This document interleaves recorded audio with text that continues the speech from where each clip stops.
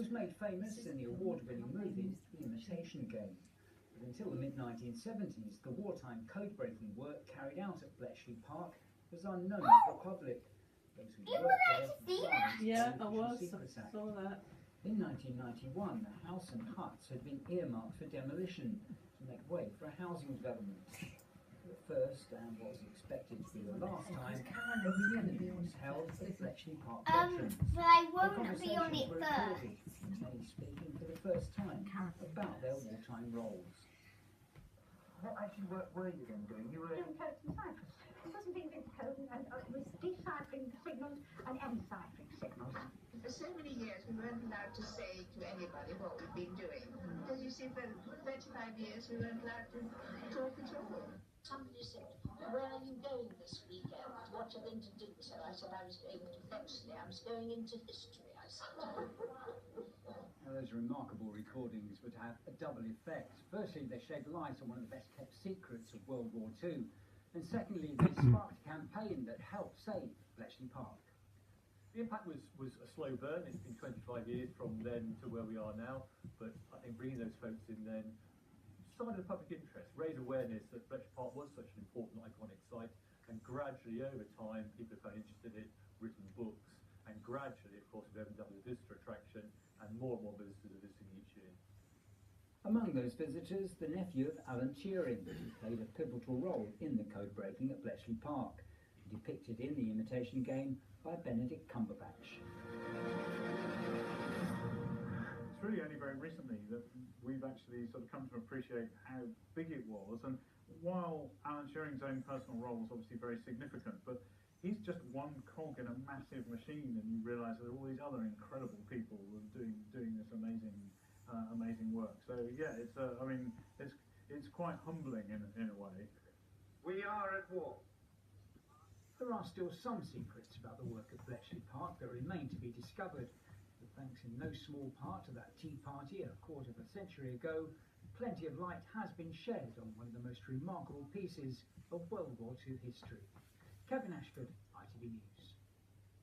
It is a fascinating story, and the people of the North East also played their part in helping the codebreakers at Bletchley Park. Their story is told as part of a new exhibition at the Discovery Museum in Newcastle. And as Tom Sheldrick has been finding out, you can also get a look at the Enigma machine which wrote the codes that proved so difficult to break.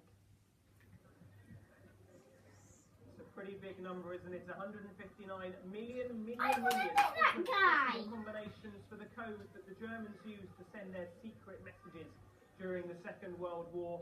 Here we have one of the Enigma machines that wrote those messages. And I can speak now to Carolyn Ball here from the Discovery Museum in Newcastle. Tell me how this machine would work. It's quite an incredible machine actually. What you have is 5 rotors, so 3 were used each day, and a message was sent to tell them which rotors they had to use. And they had to be set in a particular way. Then somebody would take the message, press a key, and a light would come up with the letter that it had to use. Somebody else was writing it down, and then somebody with the Morse code operator would send that message. And there was somebody else with a similar machine at the other end? Yes, it only works if the other machine was set up in exactly the same way. And what's it like having this here? It's fantastic, particularly to tell the story of how the North East contributed to cracking the code. Yes, exactly. Let's talk about that a little bit more. So, some ships, in fact, built on the Tyne, played a vital role in salvaging material from sunken German U-boats, which was then passed on to the codebreakers back here in Britain. And an important role played particularly by this young man, Tommy Brown from North Shields. Tell me exactly what he did. Okay, Tommy was actually too young to join the Navy, so he signed up as a junior canteen assistant in the Navy. But when he had an opportunity to board a U-boat in the Mediterranean, he jumped at the chance. And he was one of 3 men who captured crucial information so that they allowed Bletchley to re-break the naval code. So he was awarded this George Medal that we can see here? He was, yes. Unfortunately, he never actually received it. He died tragically in a house fire a few years later. So it was his mum and his brother who went down to Buckingham Palace and received it. There we go, Carolyn, thank you very much. Well, we've also been speaking to some of the visitors here at the Discovery Museum, asking them what they make of this new exhibition.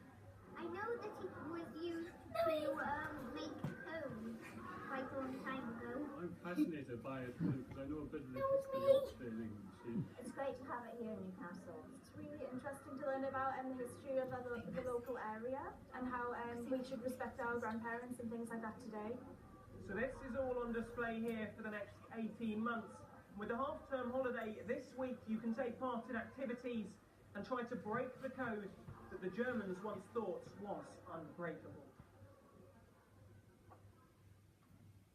Fantastic. Very brilliant. Reporting. Take a bow. Take a bow.